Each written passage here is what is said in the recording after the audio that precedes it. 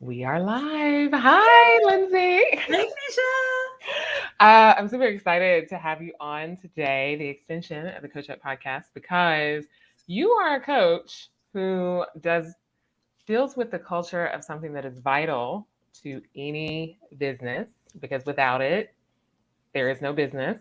Some people have heard this argument about sales versus marketing. So you're vital to sales because you work on the sales culture. But they're like, which is more important, sales or marketing? I've heard arguments for both. But if you market, but you don't have anybody to sell, if you don't have anybody who can close the sale of what you're marketing, you still don't have a business. So true. And every salesperson has to market themselves. And whether you're an entrepreneur or you're part of a big company, marketing is a big piece of sales. They go hand in hand. So Yeah. I have to do both. And I've gotta let people know what I'm doing and why I'm relevant. And Yeah. I think we're gonna talk about that. We absolutely are. So yes, Lyndsay, tell people who you are and what you do. Sure. So I am the founder and chief heartbeat officer of my company, Heartbeat for Hire. And I started Heartbeat for Hire after spending about 25 years in corporate America. I left, I was 23 of those years I spent climbing the ranks of IBM. And I left on my own. I went to another company and I said, it's okay. I'm going to take a step down. I'm going to learn the ropes. I'm going to learn the new business. I'm going to learn all the stuff.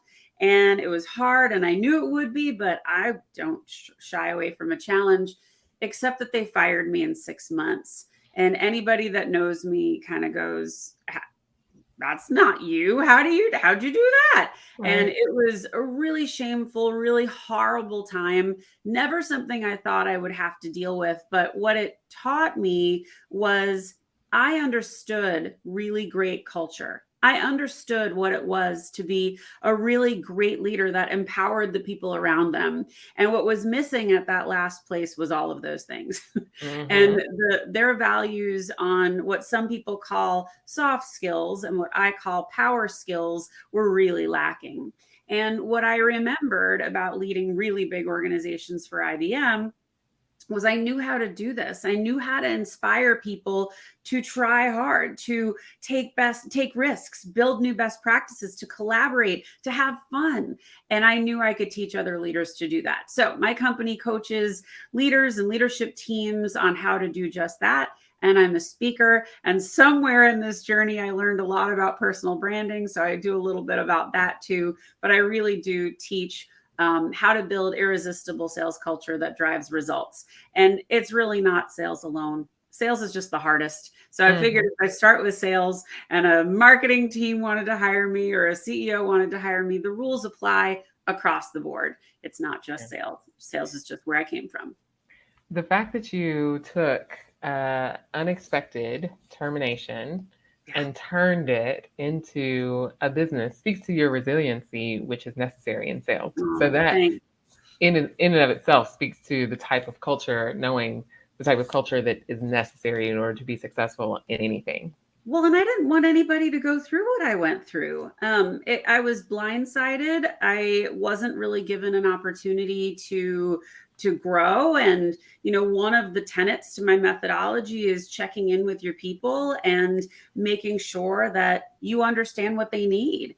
And I encourage leaders to ask this one question, which is, how can I be the best leader for you? And Mhm. that is a humbling question. You are admitting you don't know everything. And Right? somewhere in the long annals of leadership time, somebody said, you have to know everything if Yeah. you're in a leadership role. You don't. Mhm. Nobody does. So you Right. just have to be patient with yourself and you have to say to the people around you, I'm here to help. What can I do to make your work life better? And let me know you a little bit so we can Mhm. build some trust. Because if I know you, I know what motivates you. And if I know you, I know how to advocate for you. And if I can advocate for you, your career trajectory is going to grow. You're going to be shining. And that's a Mhm. reflection on me. So that's all good. Yeah, I love that last thing you said because my philosophy has always been when I was in corporate America and working in leadership and management, my philosophy always was if you work for me, I want you to leave. Not meaning I want Yeah. you to be fired, no, I want you to grow and develop, and I'm going to do all that I can to help you do that so you can go on to something better that you want to do because you've I love that. grown with my help to become someone different who has more to offer in a different position or the industry you want to be in. Yeah, you hit on a real sweet spot of my methodology, and that's leveraging recognition and sharing the spotlight. And there is a kind of a mistake that leaders make, that if I share the spotlight or if I give credit to people, people are going to think it's not my idea, and they're going to think I didn't come up with this myself. But the reality is, if they're on your team and they report to you, it makes you look fantastic. Yes. So don't do that. You're so much better off saying, hey, you guys, Kaneshi has a great idea. I want her to tell you about it on this all hands call. Kaneshi, take the floor because this is awesome. And all of a sudden, everyone's watching and they're like, well, I want her to say that about me. I want to have that opportunity. What can I do? And That's you good. feel great because you've been given the floor, and I am respecting you in front of everyone. And everybody's going, I want to work for her. That's the environment I want to be a part of. This is Right. Poppy Long Sausage. You can follow her on Instagram. So adorable. What did you call her? What long Poppy sausage? Long Sausage. Poppy long sausage. Yeah. She is cute.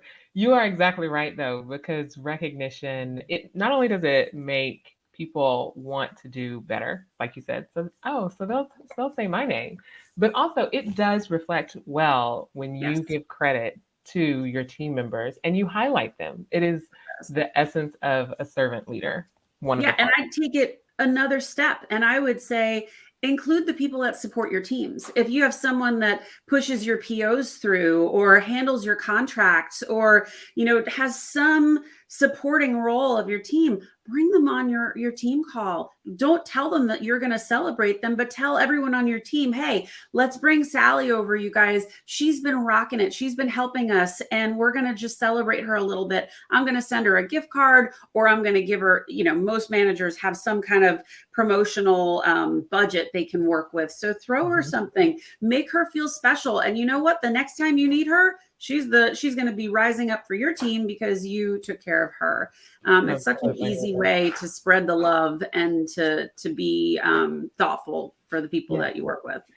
And when you invite, for example, you invite a team member onto a call with your leadership team, and you celebrate them, or if it is a team event and you're inviting them to celebrate them, but especially if you were talking to your leaders and you bring one of your direct reports or even your direct reports on, not only does it have the exact effect that you talked about, but it also provides that individual with a little bit of an insight into a deeper part of the business about how things work. And then they will become an advocate. So when there are decisions that are made that, maybe frontline or the second line down direct reports just don't understand, and they're just like, this is just not fair. If one or two of those team members have been a part of calls, and they don't just come on just to be recognized, but they get to stay for a little bit, right? Like the agenda that they don't need to hear, you tell them the time, okay, great, you're off. But they get to hear some of that. They will then become an advocate for, guys, you have to understand, this is why we're doing this, or this is how they're thinking. And it really creates some symmetry and buy-in that doesn't happen, that a manager can't get from their direct reports or their direct reports. You described something that I call providing purpose. So when you tell your team or whoever you're talking to what their impact means to the company, either financially, or if we win this deal, this means we become X profitable, or if we do this, this gets us to the number one team, however you do that, providing people context for their work makes their work more meaningful. And look, I don't know that many people that just want a job. Most people want to have some kind of passion, some kind of joy about the place that they're going to go to all the time. And when you can provide that purpose back to the people in your organization, all of a sudden they understand why they're doing the work they're doing. And how often were you given some menial task with zero explanation? Just do it, Kaneshi. I just need it done. well, doesn't inspire you to want to do it. If you understood why, then you could be like, oh, well, it's for you. And it's going to make you look good, which is going to make us look good. I got it. I'm I'm with good. you. I'm Yeah. in. Yeah. Yeah. That brings me to this question for you, because you are probably a fixer in that Mm, you go in and you work with teams at whichever level is necessary yeah. to say, okay, these are the problems that you're telling me you have. I also see these problems. How do we fix it? What do you see as one of the top broken pieces of a Mm. culture that most often occur and that you are able to fix? Yeah, I think, when I look at some of the companies that are growing really, really rapidly, not the huge Fortune 100s, I'm talking about the ones that are getting VC funds or the investment banks are backing. Mhm. And usually the CEO and the leadership team, they're innovators. They're not people leaders. Mhm. And in rare cases, you find someone who is both. But what happens is those people are so focused on the trajectory and the growth that they are working towards, they lose sight of the people, and their people burn out. And when the people burn out, they can sometimes have health issues, or worse, they can die. And believe me, I've seen it. But Mm. it's it's so important that they understand what good leadership is. And if you've never had it, and if you've never experienced it, and if you are an innovator by nature, you may not know how to do it. And you know I never, until I had my first amazing leader, I just assumed that leaders had to be domineering and Mhm. they were important and untouchable. And that was a young assumption on my part. And obviously, I'm a lot older now and I see the world differently. And I've had a lot of leadership roles. But those first times that I had somebody say, hey, I got your back, now fly, that changes how you behave. It Mhm. changes how you respond. It changes everything. And it's such a powerful tool. And this is why I call them power skills. I mean, this is not a situation where any old person should be leading a group of people if they don't know what they're doing. A lot of people make big mistakes that way, and they Yeah. just demand excellence. But your people will rise up if you treat them well. Mm. And when you treat your people well, they will take care of the clients. It just always works that way. Yeah. Do you find that more of your work is teaching leaders how to be great leaders, or is Mm. it fixing the script problem, the accountability problem, performance management problem? It's really funny. I mean, everything that I teach is easy. There's nothing that I teach that is like ripping a house down to the studs and starting all over. Like, Okay. we're building on what's already good. So we want to understand what across the landscape is working really well. How can we magnify that? And, how can we fix some other things? And some of it is language. Mhm. And, I'll tell you a funny story. I was working with this CRO, and I told him one of the tools that I use is that question of how can I be the best leader for you? And he says, oh, I do that. And I said, oh, you do? What do you say? And he said, I say, tell me why I'm the dumbest guy in the room. And I was like, okay, Okay. great effort. Pretty sure no one's going to tell you, but let's tweak that a little bit. And he totally understood why I was doing it. The funny Mhm. thing was, he really thought he was doing it. In his heart, he thought he was doing it. His words were just wrong. And when Right. I reframed it and told him, actually, say it like this, because, and I explained Mhm. why, he was like, oh, I get it. And he could understand why his way maybe wasn't so good. Right. So, this isn't like I'm going to retrain you and rewire your entire brain. This is, let me tell you why what you said didn't land. Mhm. And here's a reframe. Here's a better way to do it.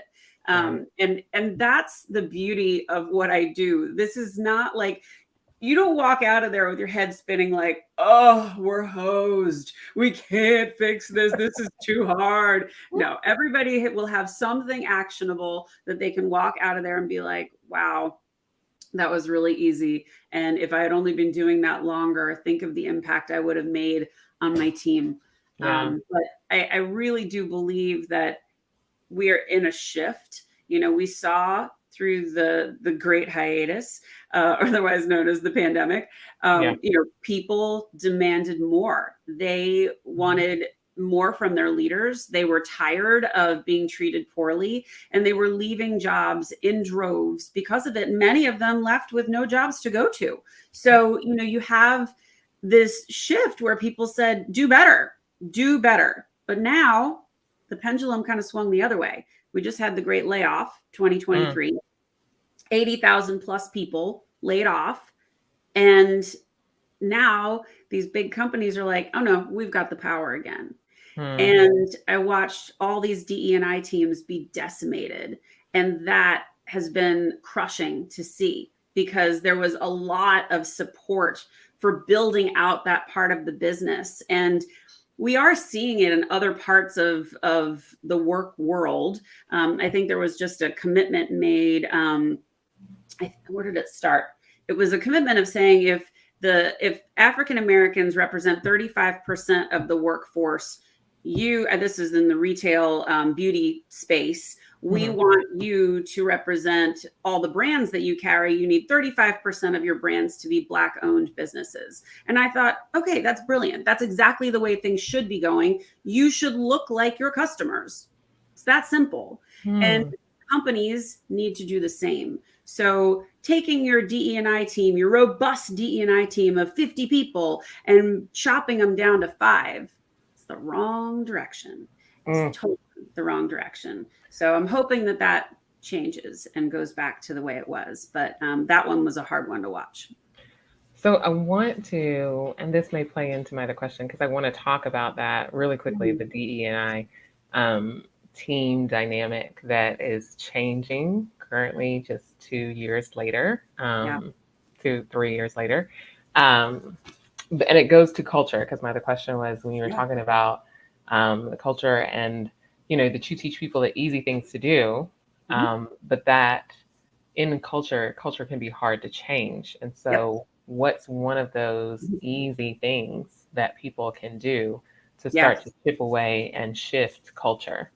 So, I mean, the first mistake that I see when people talk about culture is they'll say, we have beer carts on Fridays and ping pong tables. And, we get, every third Friday off in July, or, whatever it is.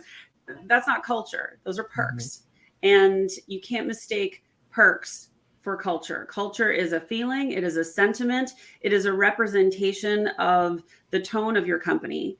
And if people don't feel that they have space to be psychologically safe, so a space of psychological safety, if they don't feel that they have leaders that they can trust, it is just a job, and you will never get the best out of your people. So some of the things that are extremely meaningful to companies and actually can have a very big impact are the business resource groups. So you'll see women's groups, you'll see African American groups, Asian, you'll see LGBTQIA, you'll see all of these different factions of people. And, if you know anything about sociology, likes like. So you'll always find people gravitate to people that look like them or have the same religious views or whatever it is. And that's proven by neighborhoods. It's proven by how we socialize. I mean, it's proven every way possible.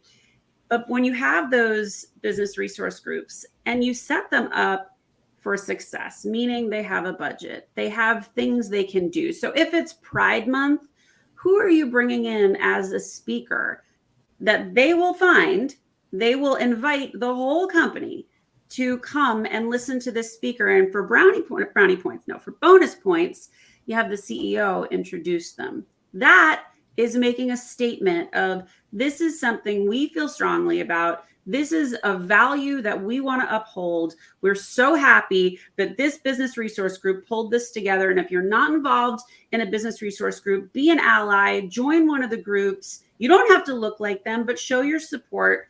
This is important to us. I promise you, the whole company will feel that and be very, very proud. They will think of the company differently. But you have to support those groups, and you have to give them space and time to do what they need to do. So if you are a manager and you have someone on your team who wants to be, an officer of one of those groups, support that. Give them space. Let them run with that. It's just as important on their resume as closing those big deals. It shows that they are involved. It shows that they care about the company's mission and they're trying to make it a better place. That is really good advice for those that have them. And I would say for those companies that do not, be the voice to pitch it, to start it, to lay out a plan, to say this is what's needed, this would have benefit, and be willing to invest the time to actually create it. Because there are times that for the culture to improve, people want those types of things, but aren't willing to be the one to say, I will step up and do it if it doesn't exist.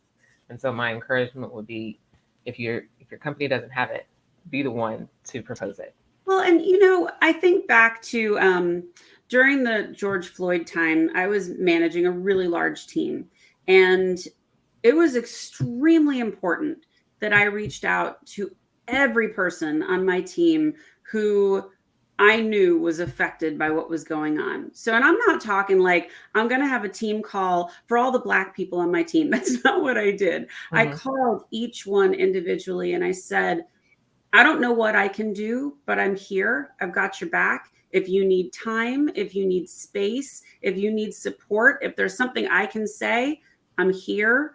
But let me listen to you. What's going on? How do you feel? I will tell you, every single one of those relationships changed as a result for the better. They felt empowered. They felt safe. They felt seen. And that doesn't cost anything. It's important. It's seeing your people for where they are and what they're going through. And that's just being a compassionate leader and an empathetic leader. It's really important. And, part of the practice that I teach is you have to have one-on-ones with your people and you have to understand what's going on in their life. And you know what? Ask them, what's your spouse's name or your partner's name? What are your kids' names? Do you have dogs? Learn these personal things about your team. And God forbid, don't call them a spouse after you heard the name. Remember, take notes, because it's such an important way to stay present. It's an important way to say, I see you. It's just very special. I learned one other really great trick from a friend of mine. And she did this with someone who was on maternity leave. And she said, this woman was on maternity leave. Now, when you think about a woman on maternity leave, they're probably the worst they've ever looked, the worst they've ever felt. They're exhausted. They're happy with their baby, but they're probably wondering if they have a job still, and they're stressed, and their emotions are a mess.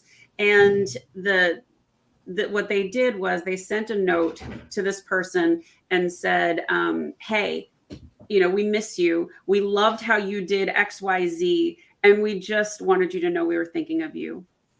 They're not asking for anything. They're letting her know she was remembered. And you know what? When you're in the throes of feeling so bad and things are like so stressed and strained, what a great opportunity for you to be seen. And she's going to be looking forward to coming back to her job as a result of that. It's so easy.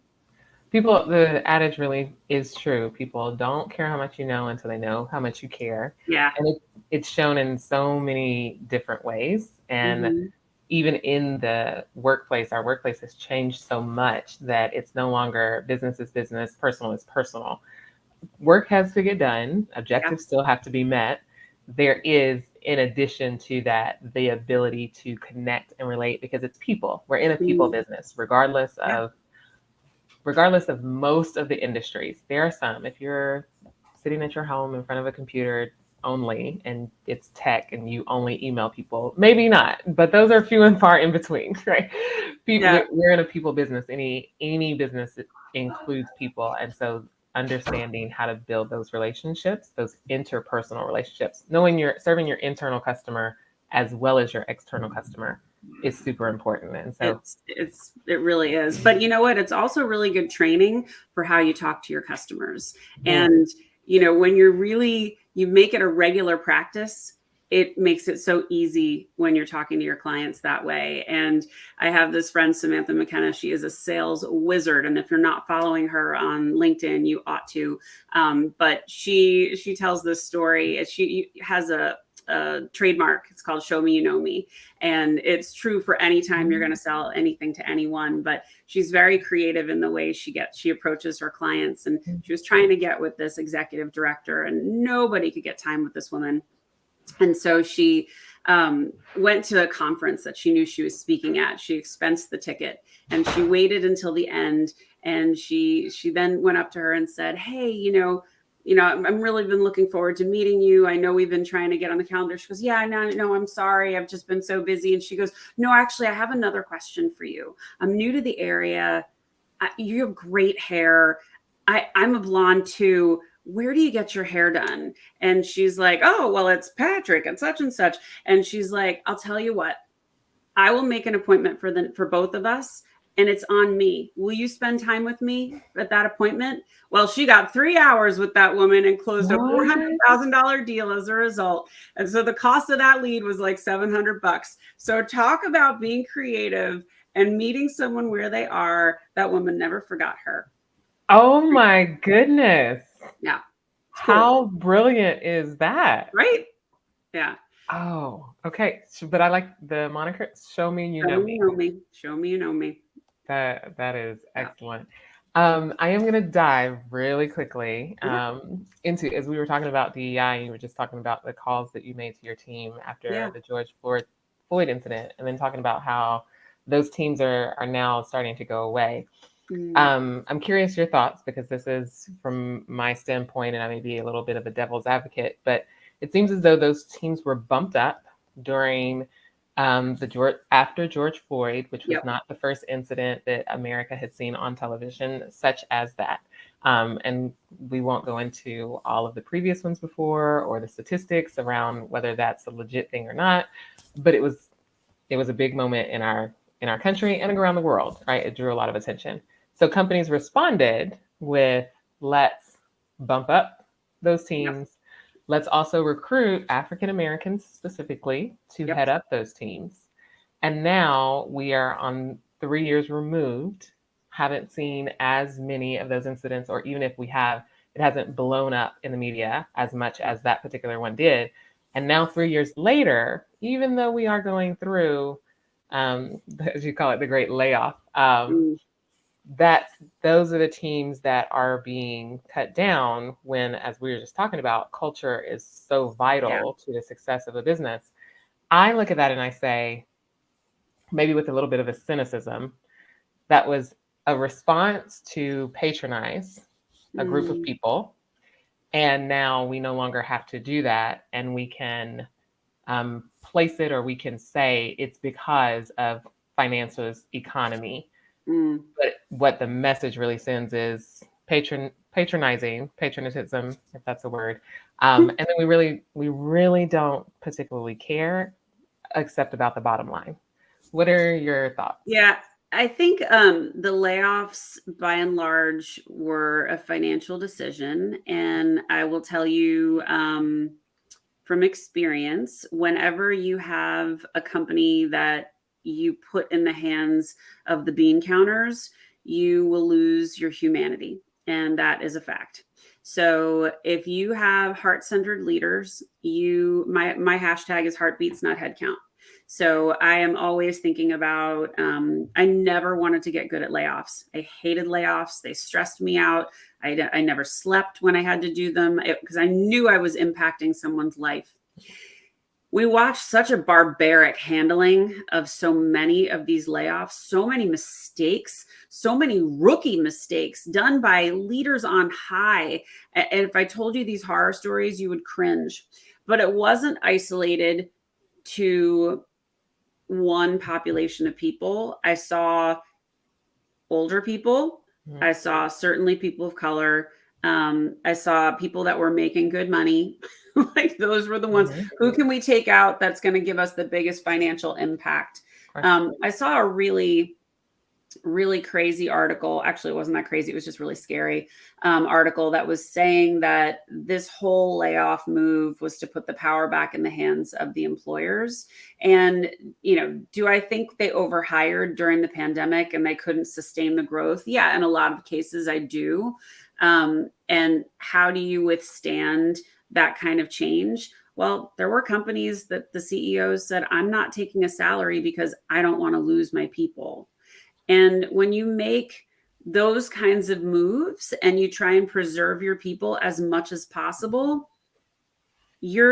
that move matters. Those people look at you differently. I look at the CEOs of Stripe, and they wrote a really beautiful, if you could have such a thing, a really beautiful layoff letter. But their letter was basically saying, we overshot, we overhired, we thought we could sustain this growth. We couldn't. There's nobody to blame but us. We've tried everything we could to keep our people here, and we just can't afford it.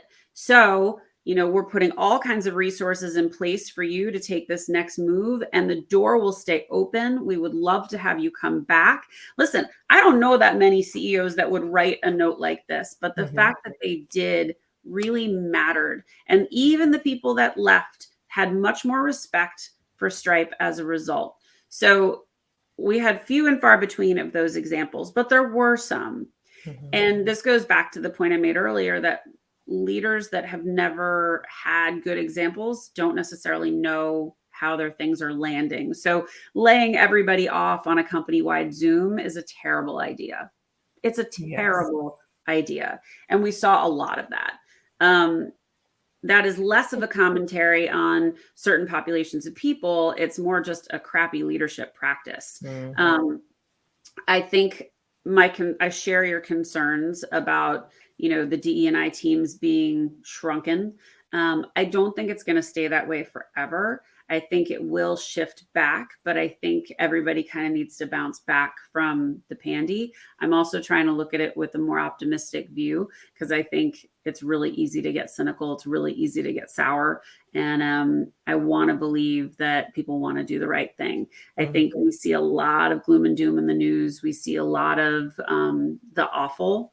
And I'm constantly trying to find the good and the good stories and the good examples, because you can't be what you can't see. And if you've never experienced it, how could anyone expect you to lead that way? That's a good point. That's definitely a good point. I expect we are potentially still headed into a recession. So I believe this may be just the beginning of what we're seeing. But as these changes happen in businesses, with what you do, how do you go into a company and that has now a smaller sales force, a smaller workforce, who may have just gone through difficult layoffs and people are feeling insecure and unsafe?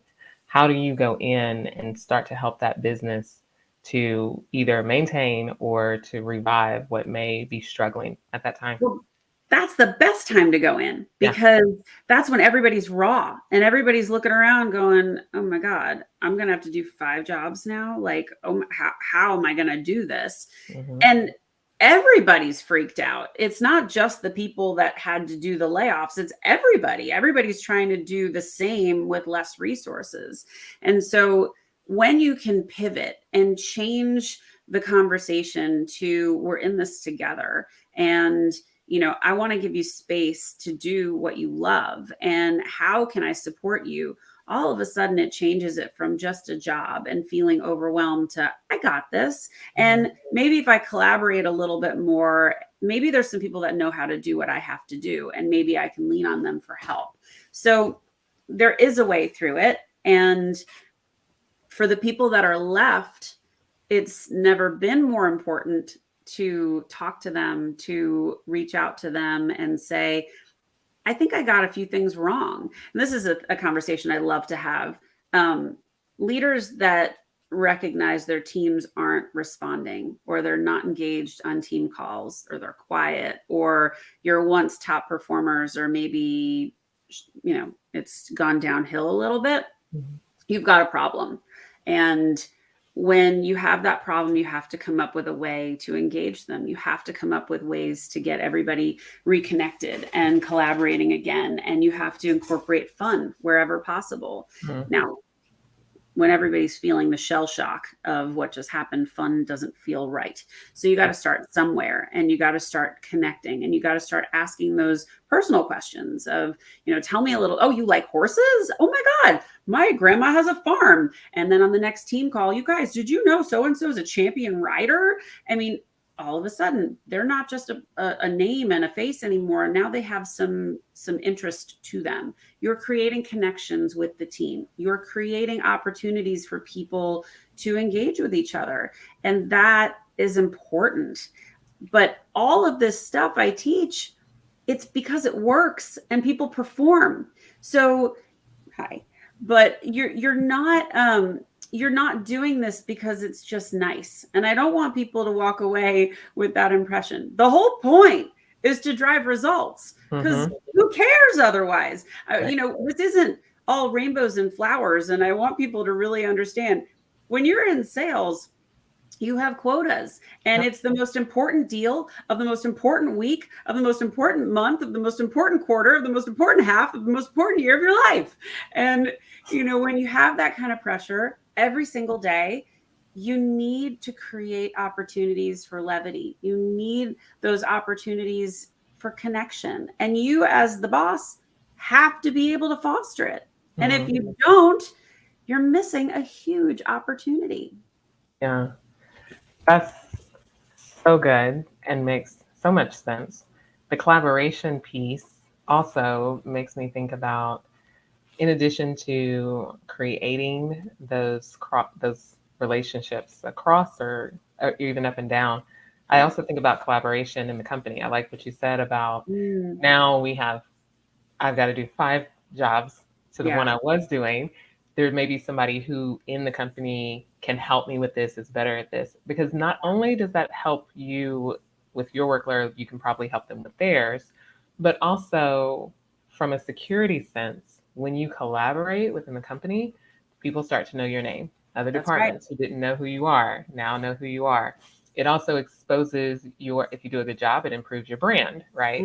Also, it exposes you to other skill sets that you may be able to start to learn or acquire or didn't even realize that you had that are transferable. And so there's so many additional benefits Oh yeah. as far as making yourself even more valuable to the company that the company didn't even know, that you didn't even know, because you are collaborating. So there's just so many benefits to that. Well, and you hit on something that we haven't talked about yet, and it's what I call creating a culture of advocacy.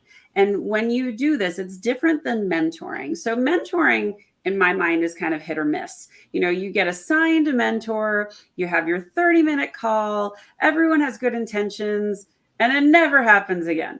And you say, oh yeah, I have a mentor, but there's no reconnection. So there's got to be some organic way that works a little better. And so the methodology that I like to use, and this was something I got to live with at IBM, we were really good about this, was if you were impressed by a leader, or if your leader saw something in you, they could say, hey, I think you should go have an executive interview or an EI with that person who's outside of our reporting chain, but they need to know who you are. They need to know your story.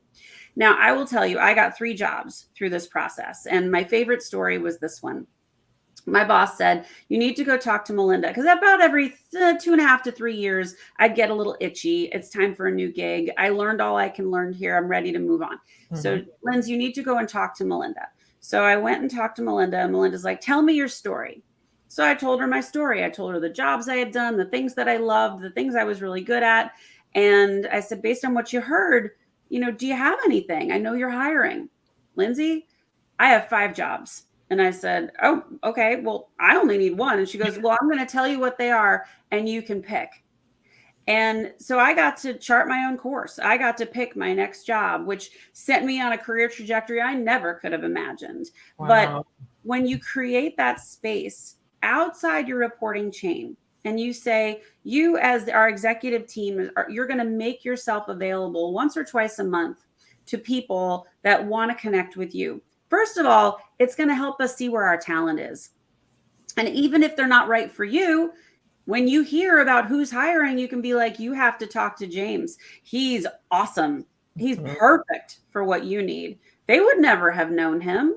So you have to kind of create those connections for your people. And that's why those conversations with your one-on-one manager, your direct report are so important, because if they don't advocate for you, you're just left to your own devices, and you're hoping that you can, get recommended for something. It's much harder. So Lyndsay, I have never heard that. I've cool, right? Yes, it's very cool. I've never heard it called an executive interview, Mm, and I really like the premise of that being a commitment from the executive leadership team, yeah, or right, or even senior level leadership team, that once or twice a month you have that space on your yeah, calendar. I think that's a beautiful way that plays into the culture, that it adds works. to a positive culture in the Well, company. it works. And you know what also comes out of it? You all of a sudden have a new friend. You have a new connection. And when you see that person at a conference, or you see them on Slack, or you see them in a meeting, you give a little wave, you say hi, and Mhm. you build on that relationship. You stay connected on LinkedIn. I loved your post. You maintain that top of mind with that executive, and that executive won't forget you. If you do a good job and you concisely share who you are, that will have legs. Mm. But it's a really wonderful practice, and it totally works. Yeah. The other thing I would say is, for the leaders of those who are going to have those interviews, prepare your people. Yeah, Make sure you yeah. prepare them, Because you right? only get 30 minutes. So, like, and Exactly. that's if you get 30 minutes, because, Yes. those meetings will often get bumped. Hmm. Assistants will be like, that's not as important as this deal call or this customer call or whatever. So Right. you've got to role play. Tell me what you're going to say. How can I help you? Yeah. Do you want me to listen and give you feedback? I think, I do a workshop called Sell Me Your Story, Hmm. and it's all about how do you concisely tell yourself in a soundbite that makes you so irresistible that people want to hear more.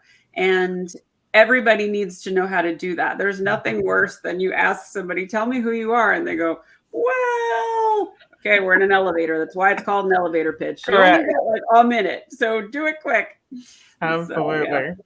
Yeah. Be sure. I want to make sure that I have those links, Yes.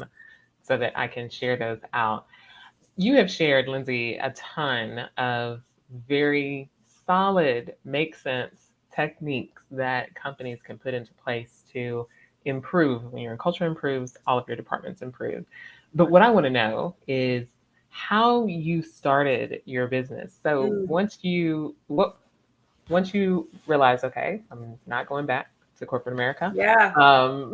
how did you start, and where did you find clients as you were So starting this journey?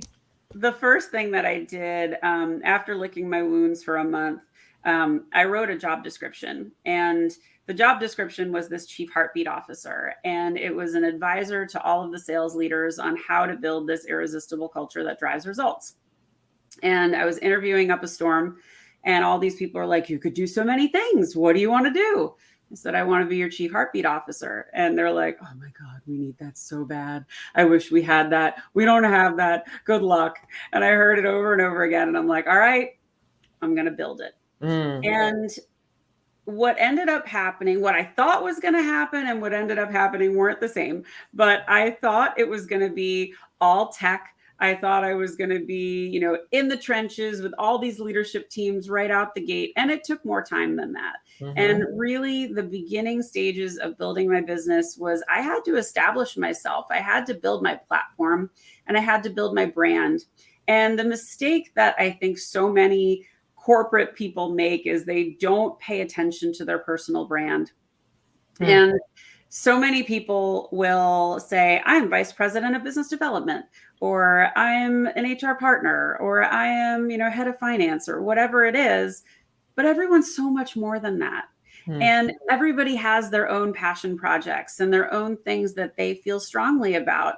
And you have to be able to put that out there so people understand, okay, so who's Kanesha? Oh, okay. I know who she is because she's putting it out there. Right. So I spent a lot of time creating content. I built my website. I really started very faithfully posting. I started a podcast. Hmm. And all of those things started driving people to me, which was really helpful. And I started getting a lot of referrals, but I was also getting a lot of individual coaching clients, which I didn't really expect. And it's great. I love it. I coach on career, I coach on sales, I coach on leadership, and then this personal branding stuff. And so that was a joy. And then the public speaking thing came as a result of, I was doing it at IBM. I certainly love doing this. I loved being on a podcast, and, this was a sweet spot for me. So that was an area that I really wanted to cultivate. So between the speaking and the coaching, that was how I started paying the bills. And now I'm writing a book and hoping to make this get a little louder. Yeah. So it definitely doesn't happen overnight, but it really does feel good when it clicks. And I do feel like I'm doing what I was meant to do. Yeah. I appreciate you sharing that, because in the world of highlight reel of life, social media, so often people think, oh, I can start my coaching business today. And in 30 days, I'm going to have $10,000 clients, and I'll have a slew of them, and it'll just all be funneling in, where everything takes time to build. And it ebbs and flows. Like, you could have a really phenomenal month and you're like, sweet, I just got 8 clients this month. I'm going to have 8 clients every month. Well, it doesn't always work that way. And sometimes you get 2 speaking engagements and no coaching clients. And you're like, what have I done? Are the things I'm posting not resonating anymore? And you can doubt yourself. The imposter syndrome is real. So it's so important to surround yourself with people who make you better, and surround yourself with people that are smarter than you. I know from a lot of the speaking companies that I work with, we always look for other speaker friends, and those having like friends who are doing things like you. How do you do this? How do you market yourself? How do you get in front of people? People love to help. They really do. Yeah. You led me into a question I had, the speaking. For people who are comfortable to do it or who want to get into it, how do you find your speaking engagements, and then how do you get yourself booked? So I am part of an organization called Innovation Women, which is a female speaking agency. There are men in it, but it's mostly for women. They have, I think there's a woman named Bobby Carlton. She was on my podcast. She founded this company, and she has 5 companies. So she has a magazine, and she's got a ton of stuff, but she also hosts calls every Friday. And whether you are looking to be booked or you are someone looking for a speaker, you can all join the calls. She has a website. You can create a profile with your bio so people can see what kinds of gigs you do. They can see your speaker reel, that sort of thing. So that's one. There are other agencies out there. I work with another one owned by Sugar Ray Leonard's son, Ray Leonard. It's called Ovations. So I'm part of that one. So those are some of the agency side of things, but I actually reached out to a lot of my old clients, and I said to them, or business partners, I said, this is something I'm doing, and would love to help. And, are you looking to do a team meeting? I spoke to a lot of women's groups across a bunch of different companies last summer, and it was really interesting. One was focused on heartbeats, not head count. It was very culture focused, and how can we all make it a better place? And out of that one came a personal branding conversation. So they asked me to come back and talk about that. So that was pretty cool. And ideally, when you're speaking, you're ultimately going to drive to get more coaching clients or more speaking engagements. So you can't just leave and say, that was great, bye. You want them to hire you again, or you want people in the audience to hire you again. It's important to ask for that. Well, that's another good question you made me think about. When you go speak, how do you then convert people to actually potentially become clients, or even have that opening conversation with you? Well, you've got to have a call to action. You've got to make yourself so irresistible, and you've got to leave them something to think about, and something that they're saying, gosh, she hit it right right square between the eyes for me. I need to dig in more. I need more of this. And, when I'm doing workshops, whether they're my LinkedIn basics workshops or sell me your story, the whole, I don't say the whole point is to get more clients, but I want to leave people wanting more. I want them to come to me and be like, that was great. I actually want to get some career counseling from you, or I really want to up my game. I want to get promoted. I want to have, this next step in my career. So I think you're the right person for me to do that. So whenever you're doing these things, you have to be thinking about what's your call to action. What kinds of things are you offering? What things do you offer for free? My consultations are always free. So I always have that first conversation for free. I have so much content out there, whether it's my podcast or being on podcasts, people can get a really good feel for who I am. So hopefully if they've come to me, they've already gotten a good feel for that. And they're not going to be like, I don't know anything about you, but I figured I'd book some time. I mean, that doesn't really happen. So, you really want to understand what is, most pressing for the person that you're trying to talk to, and asking those questions as you're going into a speaking engagement is also going to help you tailor your talk to what is going on for them. So I want to know, did we just survive a layoff, or are we doing a reorg, or what things are happening in the company that I can make sure I'm addressing so they feel really like this was for them. Perfect lead in into my next to last question for you. For the people who need you, who say, Lyndsay is talking some stuff that is really resonating with me. What is the problem that people have that you can address that they need to reach out to work with you? Well, I think the first one and the easiest one to spot is the low engagement. So, are you talking to your team on your team calls and all you hear is crickets? If that's the case, you've got a problem and you don't probably know what it is. If you are seeing some part of your organization is not doing so well anymore, you've got a problem. And, I cringe a little when I hear people say, oh, we had 50% of the population answer our employee survey. Okay, so let me tell you who answered that. The people that are happy and the people that are medium. You're never going to get the really disgruntled people, and you're never going to get the people that with their foot out the door. So they're going to be so fearful of retribution, even if you say it's anonymous. So your population is skewed, your answers are skewed. So you need a way to understand what's really going on in the trenches. And that's why that question that I said at the beginning of how can I be the best manager for you? If you have all of your leaders asking that question, you can tap any one of them on the shoulder at any time and say, what's going on your team? Who's a flight risk? Who needs more training? Tell me. And they should know.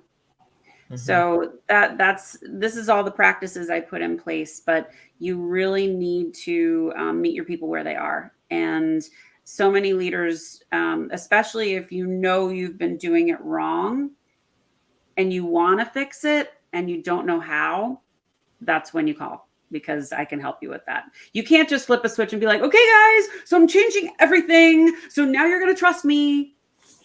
Yeah, that's not going to land. Yeah. It's not going to land. Trust was not lost all at once. Sometimes, but typically not. It can sometimes, but not usually. And then trust is not built all at once. So it takes time. So when people need to call you, Lyndsay, tell them where they can find you and where they can hear more of what you teach. Yeah, the easiest place is my website, and that's heartbeatforhire.com. You can find all my socials there. You can find my workshops, my coaching packages. They're all there. You'll also find my podcast and all the times that I'm on other people's podcasts. So there's a ton of stuff you can dig in on, but you'll find I'm on all the socials except for Twitter. So I'm on, Facebook, Insta, LinkedIn, YouTube, and TikTok. So wonderful. And tell us the name of your podcast. It's also called Heartbeat for Hire. And on that podcast, I've got Olympians and professional athletes and CEOs and Emmy award-winning journalists and people that are at the top of their game, sharing their stories of resilience with a lens on leadership and culture. Lyndsay, well, I want to say thank you for this time because what you do is going to be, it's always needed. There's always companies, whether you're a Fortune 100 or whether you are a 5-person company that needs help with culture, which is going to lead to sales, which includes your leadership, which includes your brand, and you do all of that. And so I'm really thankful for this time to talk. You have shared so many brilliant nuggets about how to improve things. But I also am glad that people get to hear who you are, what you do, because you're going to be so needed in this time coming as we Oh, continue thanks, Kaneshi. into this rough economic time that we may be going Yeah. into.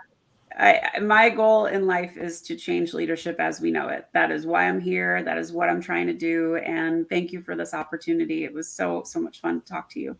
Absolutely. I will make sure that all of your information of how people can reach you is included so that Awesome. anybody, when you see this now or later, you can reach out to Lyndsay. Thank you so much for having me. Absolutely.